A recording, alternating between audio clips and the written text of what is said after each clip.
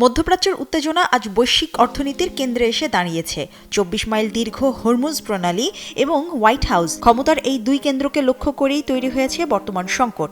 ওয়াশিংটনে আন্তর্জাতিক মুদ্রা তহবিল এবং বিশ্বব্যাংকের বৈঠকে অংশ নেয়া বিশ্ব নেতা ও অর্থনীতিবিদদের আলোচনায় একটি বিষয় স্পষ্ট, যুক্তরাষ্ট্রের সামরিক পদক্ষেপের অর্থনৈতিক প্রভাব সুদূর প্রসারী।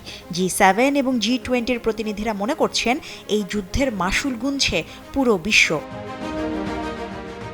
পদ্মা সেতু, মেট্রো রেল এবং এলিভেটেড এক্সপ্রেসওয়ে নির্মাণের গর্বিত অংশীদার বসুন্ধরা সিমেন্ট। যুক্তরাজ্যের চ্যান্সেলর রেচেল রিভস এই যুদ্ধকে আমাদের নয় বলে উল্লেখ করে এর কঠোর সমালোচনা করেন। অন্যদিকে যুক্তরাষ্ট্রের ট্রেজারি সেক্রেটারি স্কট বেসেন্ট মনে করেন, দীর্ঘমেয়াদী নিরাপত্তার জন্য যদি স্বল্পমেয়াদী সমস্যার সম্মুখীন হতে হয় তবে তা গ্রহণযোগ্য।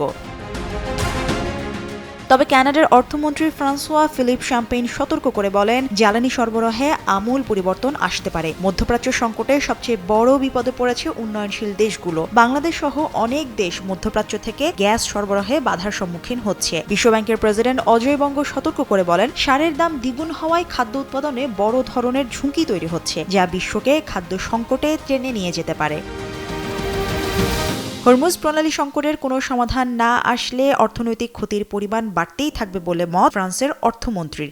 যদিও সাম্প্রতিক সময়ে প্রণালীর আংশিক অংশ খুলে দেওয়ার খবরে বাজারে কিছুটা স্বস্তি ফিরেছে, তবুও অনিশ্চয়তা কাটেনি, কারণ সময়ে সময়ে হরমুজ বন্ধও হচ্ছে। এই সমুদ্রপথের এমন টালমাটাল অবস্থায় বিশ্বের অদূর ভবিষ্যৎ কী হতে পারে তা নিয়ে শঙ্কিত আন্তর্জাতিক রাজনীতিবিদরা।